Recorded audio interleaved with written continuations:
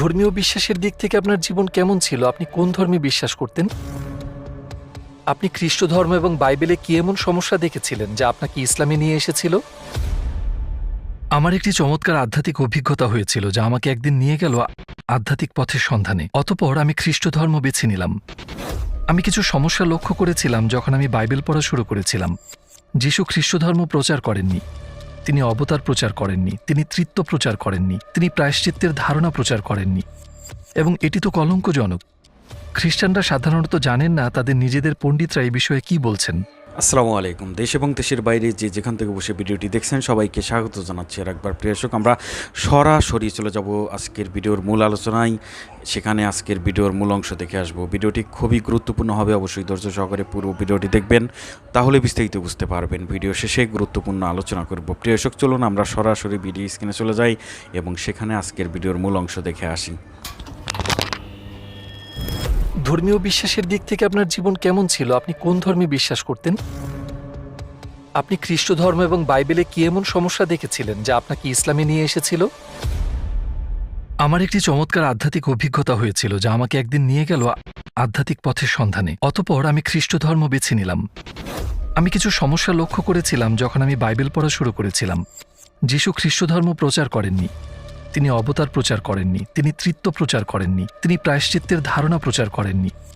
এবং এটি তো কলঙ্কজনক। খ্রিস্টানরা সাধারণত জানেন না তাদের নিজেদের পণ্ডিতরা এই বিষয়ে কি বলছেন।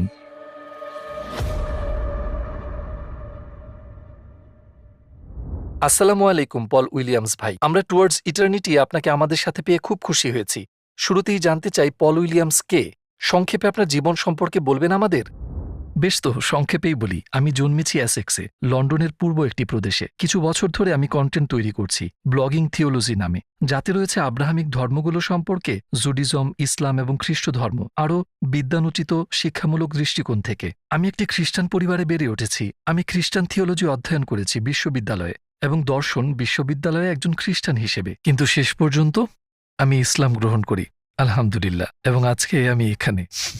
ইসলামের আগে আপনার জীবনে ধর্মবিশ্বাস কেমন ছিল? আপনি কিসে বিশ্বাস করতেন?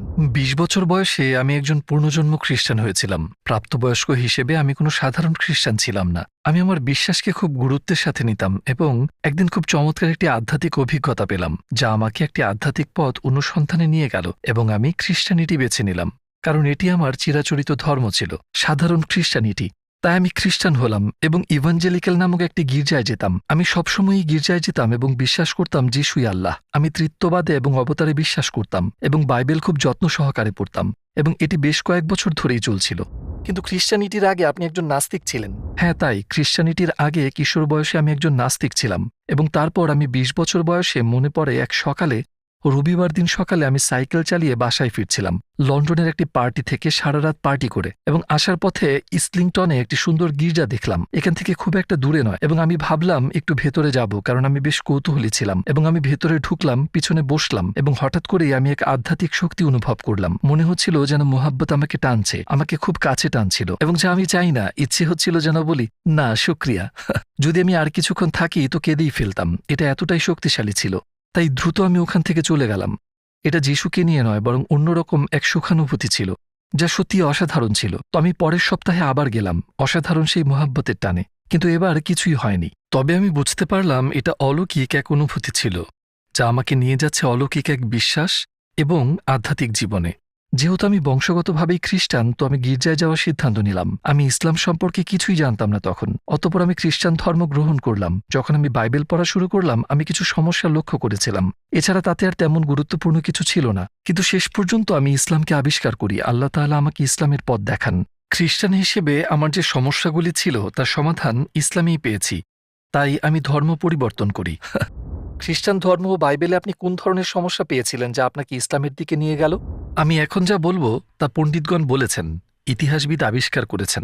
আমার মনে হয় যে যিশু খ্রিস্টান ধর্ম প্রচার করেননি, তিনি গির্জা প্রতিষ্ঠা করেননি। উদাহরণস্বরূপ, একটিমাত্র গসপেল ছাড়া কোনো গসপেলেই যিশু গির্জা সম্পর্কে বলেননি। প্রাচীন গসপেলে তো যিশু গির্জা সম্পর্কে কোনো কথাই বলেননি, এবং তিনি খ্রিস্টান ধর্ম প্রচার করেননি।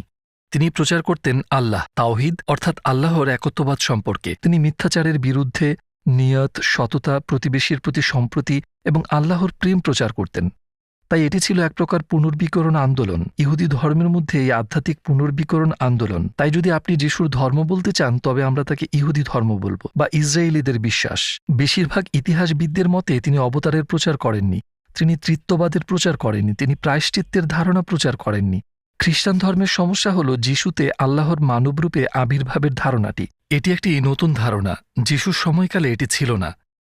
এটি কেবল গসপেল অফ জনে পাওয়া যায়। এটি হল সর্বশেষ লেখা গসপেল। প্রাচীন ম্যাথু, মার্ক এবং লুক গসপেলগুলোতে মার্ক সবচেয়ে প্রাচীন, কোনো অবতার নেই, এবং সবচেয়ে কম ঐতিহাসিক গসপেল হল গসপেল অফ জন।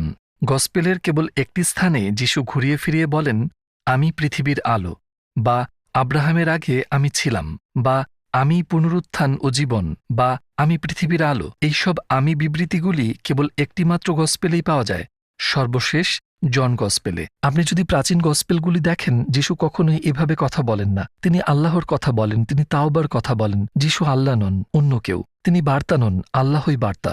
উনি বার্তা বাহক মাত্র। উনি নিশ্চিতভাবে আল্লাহর নবী, কিন্তু উনি আল্লাহ নন।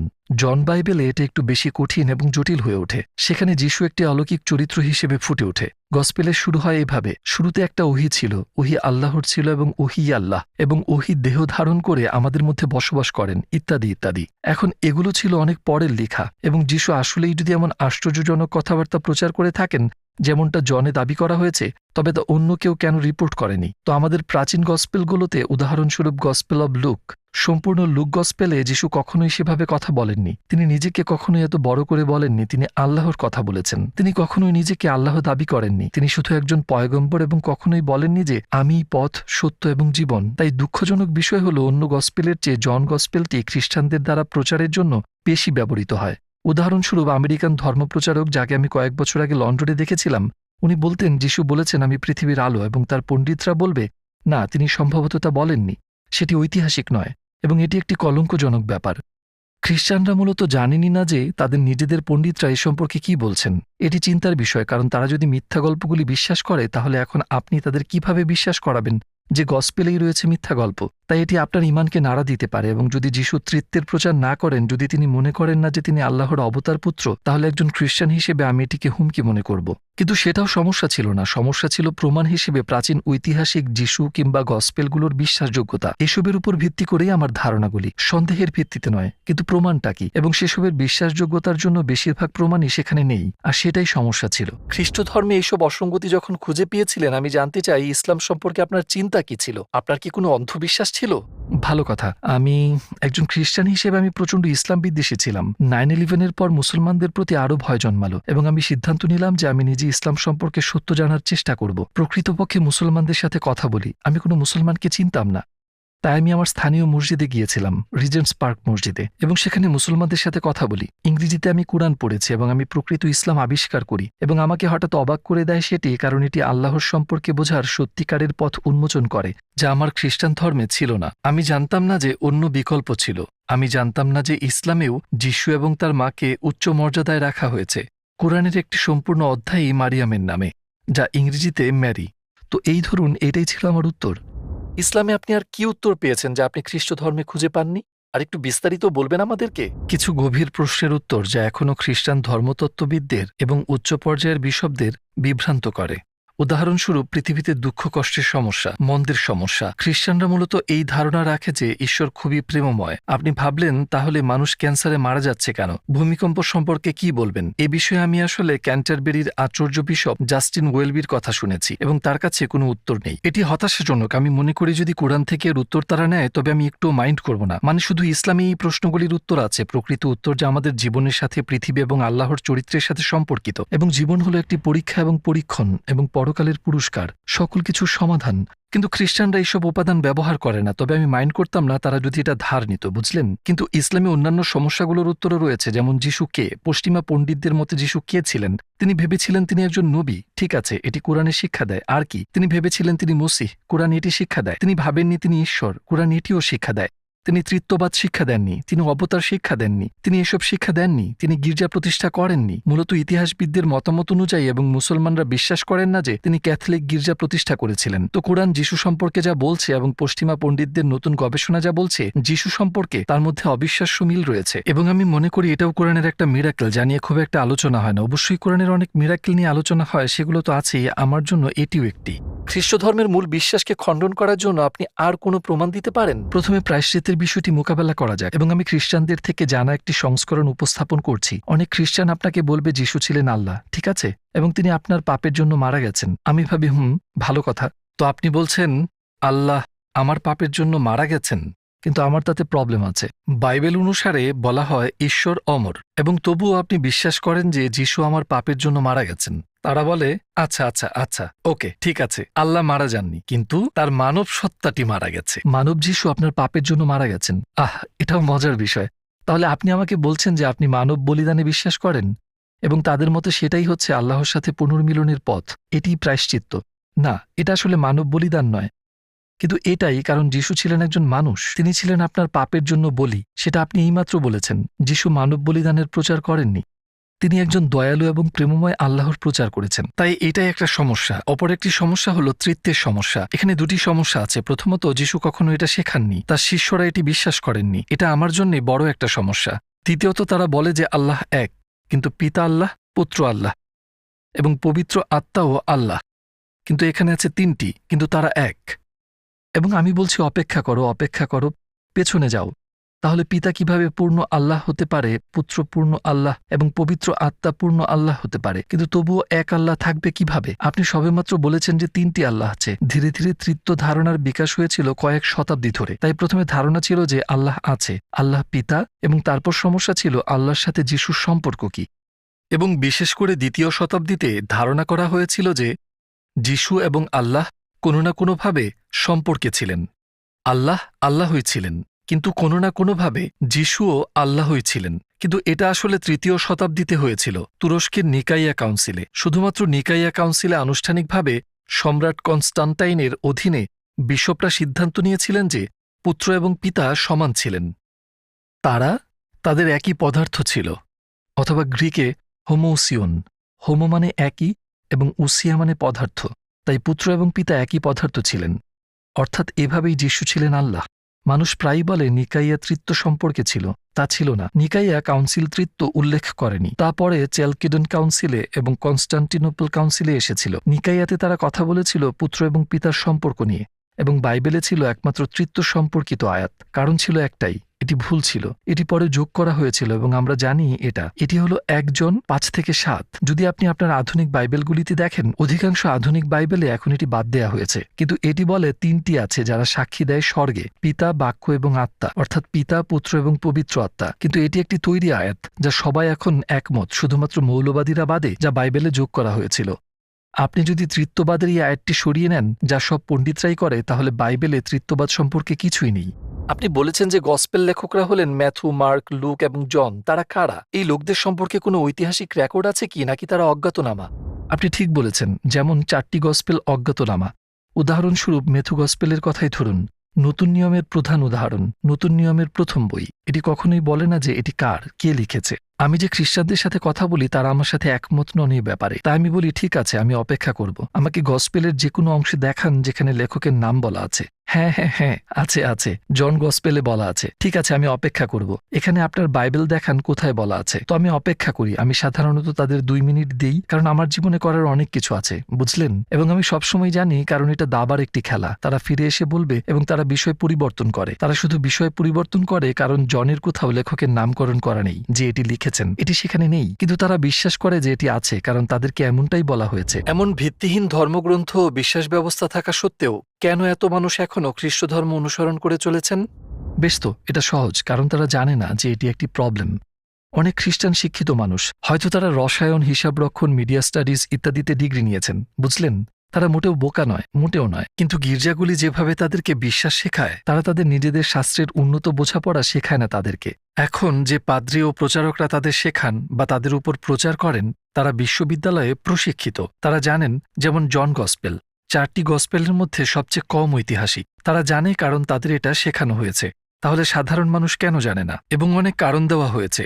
বার্ট এরম্যান, আমেরিকান একাডেমিক, এই বিষয়ে আলোচনা করেছেন। কিছু পুরোহিত তাদের চাকরি হারাতে চান না, তারা তাদের বিশ্বাসীদের শেখাতে চান না আপনার বাইবেল দ্বারা আপনি যা ভাবছেন এটা তেমনটা নয়। অথচ তারা তাদের খ্রিস্টান মানুষদের বিরক্ত করতে চান না, তারা তাদের বিরক্ত করতে চান না। অথবা হয়তো তারা কিভাবে এটা জানাবে তা জানেন না, অথবা তারা শুধু পালিয়ে বেড়াচ্ছেন, কিংবা যে কোনো কারণে তারা এটা করছেন না, মূলত একেবারেই না। তাই আমার মতে এটা খ্রিস্ট ধর্মের একটা কেলেঙ্কারি।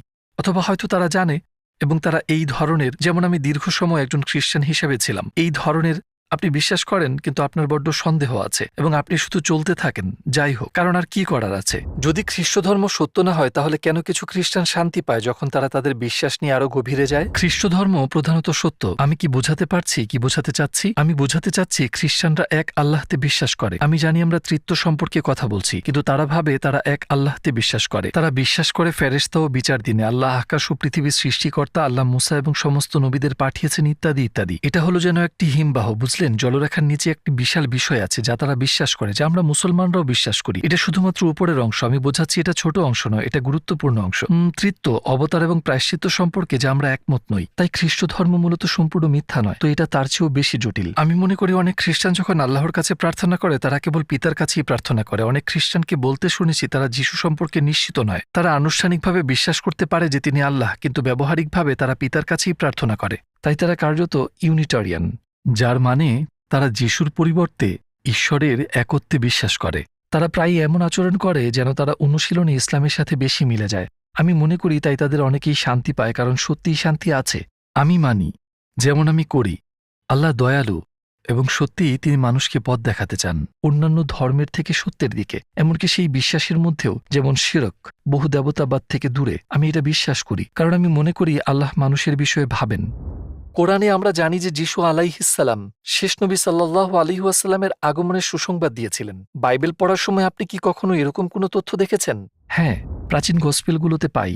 জনে না, সবচেয়ে কম ঐতিহাসিক প্রাচীন গসপেলগুলোতে আপনি যিশুকে বলতে দেখবেন যে মানুষের পুত্র আসবেন, তার কথা, নিজের নয়। তিনি তৃতীয় ব্যক্তিতে কথা বলছেন, অন্য কেউ আছে। এখন খ্রিস্টানরা প্রায়ই বলে, ওহ, যিশু সেখানে নিজের কথা বলেছেন, কিন্তু এটা কিছুটা বিকৃত। যিশু নিজের কথা বলেন, তারপর তিনি তৃতীয় ব্যক্তিতে পরিবর্তন করে বলেন যে একজন মানুষের পুত্র যে আসবেন তার কথা। বার্টের মানের মতো লোকেরা এবং অন্যান্যরা, আমেরিকার নতুন নিয়মের পণ্ডিতরা বলছেন যিশু অন্য কাউকে নিয়ে কথা বলছেন যে আসতে চলেছেন। নতুন নিয়মের গ্রিক ভাষায় মুহাম্মদ শব্দটি একেবারেই উল্লেখিত নয়, এবং এই গসপেলগুলো বিকৃত ও পরিবর্তিত হওয়া সত্ত্বেও আমরা কিন্তু এখনও শক্তিশালী ইঙ্গিত দেখতে পাই যে যিশু অন্য কাউকে নিয়ে কথা বলেছিলেন, এবং সেটি ঐতিহাসিক। এবং জনের অধ্যায় 14 এবং তার পরেও আমরা দেখি যিশু ছাড়াও অন্য কাউকে নিয়েও কথা বলা হচ্ছে যে আসতে চলেছে। তাই চিহ্নগুলি সেখানে আছে, এমনকি আমাদের কাছে যে গসপেলগুলো আছে তাতেও। ইসলাম শতভাগ সত্য তা আপনাকে বিশ্বাস করতে উদ্বুদ্ধ করার মূলে কি ছিল? আমি যে জিনিস আবিষ্কার করেছি যা আমাকে অপ্রত্যাশিতভাবে সম্পূর্ণরূপে মুগ্ধ করেছে তা হল হযরত মুহাম্মদ সাল্লাল্লাহু আলাইহি ওয়াসাল্লামের জীবন এবং শিক্ষা। জানেন, যখন আমরা টেলিভিশন ও পশ্চিমা সাহিত্যে মহান ঐতিহাসিক ব্যক্তিদের সম্পর্কে কথা বলি, বুঝলেন, তারা প্লেটো থেকে শুরু করে সিজার, জুলিয়াস সিজার এবং আলেকজান্ডার দ্য গ্রেট সম্পর্কে কথা বলেন। এরপর তারা নেপোলিয়ন বোনাপোর্টে লাফ দেন। তারা কখনো নবীজির কথা উল্লেখ করে না, তারা কখনোই উল্লেখ করে না, এবং আমি ভাবছি এটা অসাধারণ। তিনি একই অঞ্চল থেকে আসেন যেখান থেকে যিশু এসেছিলেন, যেখান থেকে মুসা এসেছিলেন, এবং তাকে উপেক্ষা করা হয়। এবং যদি আপনি তার সিরা, তার জীবনী, যা ভালোভাবে প্রমাণিত, এটি মিথ্যা নয়, আমরা জানি তার অস্তিত্ব সত্যিই ছিল। সবচেয়ে অসাধারণ মানব জীবন। এই মানুষের শিক্ষাটি আমি গসপেলে যা পড়েছি তার সাথে খুব পরিচিত মনে হয়েছে। যেমন লুকে বা ম্যাথিউতে গসপেলে অনেক সত্য বিষয় আছে, এবং আমি মনে করি এখনও আছে। তাই যখন আমি মুহাম্মদ সাল্লাল্লাহু আলাইহি ওয়াসাল্লামের শিক্ষাটি দেখলাম, আমি একটি প্রামাণিক আধ্যাত্মিক শিক্ষকের চিহ্নগুলি চিনতে পেরেছিলাম, এবং সেটিই ছিল আমার ইসলাম গ্রহণের কারণ। কারণ আমি যিশু এবং মুহাম্মদ সাল্লাল্লাহু আলাইহি ওয়াসাল্লামের মধ্যে একটা সংযোগ দেখেছি। যদি যিশু একজন নবী হয়ে থাকেন তবে মুহাম্মদও ছিলেন। যদি মুসা একজন নবী হয়ে থাকেন নিশ্চিতভাবেই মুহাম্মদও নবী ছিলেন, কারণ তারা একই, তারা পরিবর্তনযোগ্য, তারা উভয়ই জাতির প্রধান, তারা ছিলেন সেনাপতি, তারা দুজনেই ছিলেন আইন প্রণেতা, ছিলেন আধ্যাত্মিক গাইড, তারা ছিলেন পিতা। পার্থক্য হল মুসাকে ইসরায়েলের জন্য পাঠিয়েছিলেন এবং মুহাম্মদ সাল্লাল্লাহু আলাইহি ওয়াসাল্লামকে পাঠিয়েছিলেন সমগ্র মানব জাতির জন্য। আমাদের নবী সম্পর্কে কোন বিষয়টি আপনাকে সবচেয়ে বেশি মুগ্ধ করেছে? অনেক কিছুর মধ্যে একটি দিনের ঘটনা যা আমাকে সত্যিই মুগ্ধ করেছে, সেটি হলো যেদিন তিনি এবং তার সাথীরা এবং উম্মাহ মক্কায় প্রবেশ করেন, যখন তারা অবশেষে মক্কা ফিরে পেয়েছিলেন এবং তারা মক্কা জয় করেছিলেন, এবং তিনি তার শত্রুদের সাথে যেভাবে আচরণ করেছিলেন। পশ্চিমা অনেক মানুষ ইসলাম সম্পর্কে খুব নেতিবাচক মন্তব্য করেন। তারা সব আমি নিশ্চিত মোহাম্মদ তার শত্রুদের হত্যা করেছিলেন বা কিছু একটা। জোসেফ যখন মিশরের দ্বিতীয় সর্বাধিক শক্তিশালী মানুষ ছিলেন এবং তার ভাইয়েরা যারা তার সাথে বিশ্বাসঘাতকতা করেছিলেন এবং তাকে দাসত্বে বিক্রি করে দিয়েছিলেন এবং মৃত বলে ছেড়ে দিয়েছিলেন, তিনি এই নীচ মানুষদের সাথে কিভাবে আচরণ করেছিলেন, ক্ষমা করে দিয়েছিলেন, তিনি তাদের দয়া দেখিয়েছিলেন। এবং এটা ছিল সেই উদাহরণ যা হযরত মুহাম্মদ সাল্লাল্লাহু আলাইহি ওয়াসাল্লাম স্পষ্টতই প্রতীয়মান হয় যখন তিনি মক্কা জয় করেছিলেন। মূর্তি পূজারীদের চেয়ে বেশি ক্ষমতাবান, সর্বোচ্চ ক্ষমতার অধিকারী হওয়া সত্ত্বেও তিনি তাদেরকে ধ্বংস করতে পারতেন, কিন্তু তিনি তা করেননি। তিনি তাদের দয়া দেখিয়েছিলেন, এটা যা হযরত মুহাম্মদের উত্তম চরিত্রের একটি উজ্জ্বল দৃষ্টান্ত। এবং আমি শুধু চাই পশ্চিমা দুনিয়া এটা সম্পর্কে জানুক। মুসলিম বিশ্ব এটা সম্পর্কে জানে, কিন্তু পশ্চিমা দুনিয়া জানে না। তারা সত্যিই হতভাগা যে তারা এটা জানে না। ইসলাম গ্রহণের পূর্বে আপনার উদ্দেশ্য এবং পরবর্তীতে আপনার পরিকল্পনা কি? আমি সবসময় আমার জীবনের উদ্দেশ্য ইসলামের আগে যা ছিল এখনো কিছুটা একই রকম আছে। যেখানেই পাওয়া যায় সত্য অনুসন্ধান করা। আমি মনে হয় না আমার ইসলামের বাইরে যাওয়ার প্রয়োজন আছে, আর তাই আমি ইসলামের মধ্যেই সত্য অনুসন্ধান করছি। আমি এখনো শিখছি, তার আগে কিংবা এখনো অনুসন্ধান করেই যাচ্ছিলাম। ইতিমধ্যে আমি বাড়ি ফিরে আসলাম। ফিরে এসেও কিন্তু আমি আগের মতোই সর্বোত্তম জ্ঞান অর্জন এবং বোঝার জন্য অনুসন্ধান করছি। আমরা দেখতে পাচ্ছি সারা বিশ্বে নাস্তিকতা বৃদ্ধি পাচ্ছে এবং অনেক মানুষ খ্রিস্টান ধর্ম ত্যাগ করছে, বিশেষ করে যুক্তরাজ্য এবং ইউরোপে। আপনি বর্তমান পরিস্থিতি দেখে ইসলামের সাথেও কি একই প্রবণতা দেখেন? আমি একজন একাডেমিক, প্রফেসর লিন্ডা উডহেড। তিনি লন্ডনের কিংস কলেজের একজন অধ্যাপক। তিনি ব্রিটেনের ধর্ম বিষয়ক একজন উচ্চপদস্থ বিশেষজ্ঞ, ধর্মের সমাজবিজ্ঞানী। তিনি আদমশুমারি সম্পর্কে মন্তব্য করেছিলেন যা প্রকাশিত হয়েছিল বেশ কয়েক মাস আগে। ব্রিটেনে ধর্ম হ্রাস পাচ্ছে এবং এটি বেশ কয়েক দশক ধরে অনেক তীব্রভাবে হ্রাস পাচ্ছে। এই হ্রাস প্রবণতা আগামীতেও অব্যাহত থাকবে এবং প্রচেষ্টা চলছে এই হ্রাস অব্যাহত রাখা। কিন্তু যে ধর্মটি ব্রিটেনে হ্রাস পাচ্ছে না তা হল ইসলাম। আমি কয়েকদিন আগে বার্মিংহামে গিয়েছিলাম। আমি আসরার রশিদ নামে একজনের সাথে কথা বলছিলাম, যিনি ইসলামে নাস্তিকতার জবাব এই বইটির লেখক। সত্যিই যা আমি সুপারিশ করি তা হল বার্মিংহাম হল সম্ভবত ব্রিটেনের দ্বিতীয় শহর। তিনি আমাকে বলছিলেন বার্মিংহামে প্রায় 40% লোক এখন মুসলিম। এটি অনেক বড় একটি অংশ। প্রথম প্রজন্মের মুসলিমরা এসেছিলেন কখন? 1950 সালে, 1960 সালে। তারা অবশ্যই ইমানদার মুসলিম ছিলেন না, তাদের সন্তান ছিল অবশ্যই। তো আমি তাকে প্রফেসর লিন্ডা উডহেড সম্পর্কে বললাম, ধর্ম হ্রাস পাচ্ছে, বুঝলেন, নাস্তিকতা, ভৌতিকতা বাড়ছে। ব্রিটেনের মুসলিম যুবকদের কি অবস্থা বার্মিংহামে, ব্রিটেনের দ্বিতীয় শহরে? তারা কি ইবাদত করছে, রোজা রাখছে? আরে হ্যাঁ, তারা তাদের বাবা মায়ের চেয়ে অধিক ধার্মিক।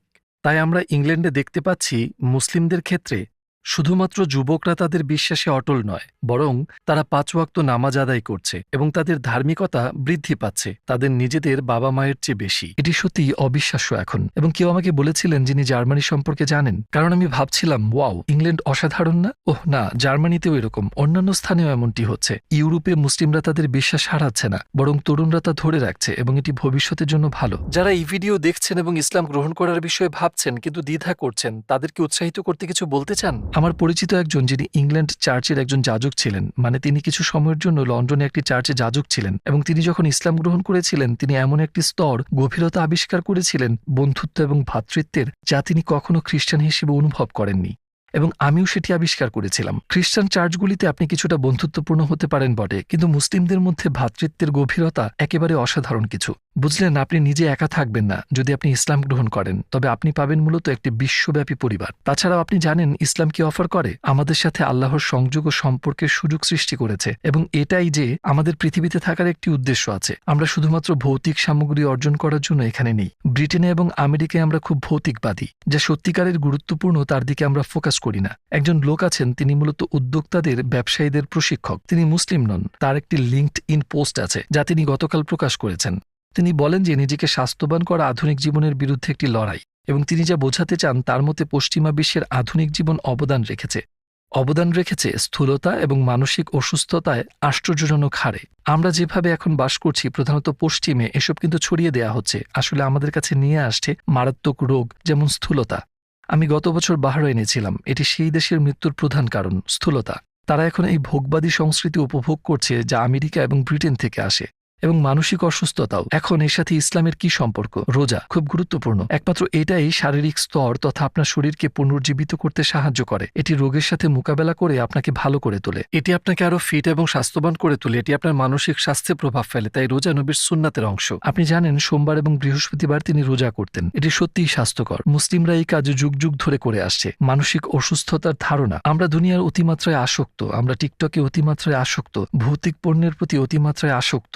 ইসলাম আপনাকে দেয় সৃষ্টিকর্তার সাথে এক গভীর তৃপ্তিদায়ক সম্পর্ক, যা প্রতিটি বিষয়ে খুবই গুরুত্বপূর্ণ ভূমিকা পালন করে এবং ধারণা দেয় যে এই জীবন সংক্ষিপ্ত এবং আমাদের একটা উদ্দেশ্য আছে এই জীবনের বাইরে, পরবর্তী জীবনে। ইসলাম হলো যাকে আমরা দ্বীন বলি, একটি সম্পূর্ণ জীবনধারা। এতে মানসিক, শারীরিক, খাদ্যাভ্যাস, আধ্যাত্মিক, অর্থনৈতিক, রাজনৈতিক সবকিছু অন্তর্ভুক্ত রয়েছে।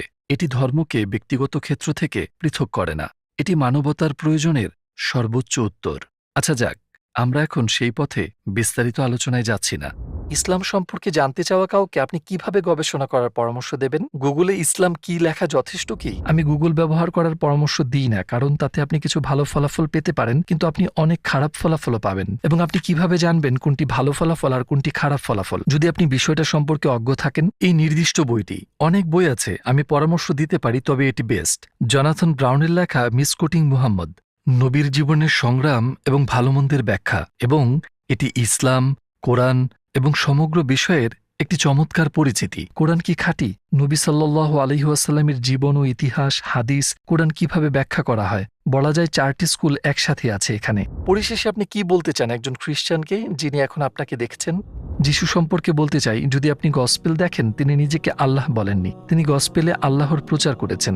আল্লাহ যিশু নন, বরং অন্য কেউ। যিশু নিজে গসপেলে বলেছেন, একজন লোক যিশুর কাছে আসে এবং তাকে বলে, ভালো শিক্ষক, আমি অনন্ত জীবনের অধিকারী হতে কি করব? যিশু একেবারে সুনির্দিষ্টভাবে বললেন, তুমি আমাকে কেন ভালো বলছো? ঈশ্বর ছাড়া কেউ ভালো নয়। এটি প্রাচীনতম গসপেলে আছে। যিশু নিজেকে আল্লাহ বলেননি, তিনি আল্লাহর সম্পর্কে স্পষ্ট উল্লেখ করেছেন। ইসলাম এই বিষয়ে যিশুর সাথে একমত। অতএব মূল যিশুর কাছেই ফিরে আসুন। আপনি তাকে ইসলামেই খুঁজে পাবেন। আপনি যা খ্রিস্ট ধর্ম বলে মনে করেন, তাতে পাবেন না তাকে।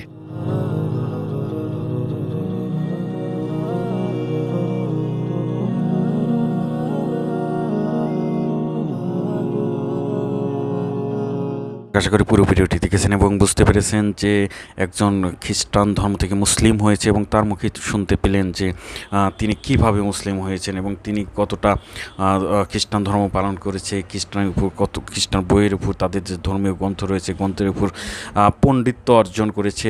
এই লোকটি কিন্তু খ্রিস্টান থেকে মুসলিম হয়েছে এবং তিনি যে অবাক করা তথ্য দিয়েছেন তা হলো যে যীশু খ্রিস্ট, আমরা যাকে ঈসা আলাইহিস সালাম বলি, যীশু খ্রিস্ট তিনি আসলে খ্রিস্টান ধর্ম নয়, বরং তিনি ইসলাম ধর্ম পালন করার জন্যই কিন্তু পৃথিবীতে এসেছেন। প্রিয় দর্শক, আমরা এই বিষয়টি কিন্তু একমত এবং এই বিষয়টি কিন্তু আমরা জানি যে পৃথিবীতে আল্লাহ যত নবী রাসূল পাঠিয়েছেন তারা সবাই কিন্তু ইসলাম ধর্মই প্রচার করেছেন, ইসলাম ধর্মকেই কিন্তু মানুষের কাছে ছড়িয়ে দিয়েছেন। প্রিয় দর্শক, এই যে তিনি খ্রিস্টান ধর্ম রিসার্চ করতে গিয়ে, খ্রিস্টান ধর্মকে বুঝতে গিয়ে, গবেষণা করতে গিয়ে তিনি আসলে বুঝলেন, ইসলামের সাথে মিলিয়ে দেখতে গেলেন যে ইসলাম ধর্মটাই আসলে সত্যি। ইসলাম ধর্মে যা বলা হয়েছে খ্রিস্টানদের ব্যাপারে বা ঈসা আলাইহিস সালামের ব্যাপারে যা মুসলিম ধর্মে বলা হয়েছে তা হুবহু কিন্তু সত্য। প্রিয় দর্শক, এই যে মানুষ মুসলিম হচ্ছে, আপনারা জানেন যে পৃথিবীতে সবচেয়ে বেশি ধর্মান্তরিত হচ্ছে এবং সবচেয়ে বেশি মানুষ কিন্তু অন্যান্য ধর্মে থেকে ইসলাম ধর্মে ফিরে আসতে শুরু করেছে। আল্লাহ পাক মানুষকে হেদায়েত দিচ্ছে। প্রিয় দর্শক, এই বিষয়গুলো নিয়ে আপনাদের মূল্যবান মতামত অবশ্যই কমেন্টে জানাবেন। সবাই ভালো থাকবেন, সুস্থ থাকবেন। ভিডিওটি শেষ করছি। আসসালামু আলাইকুম।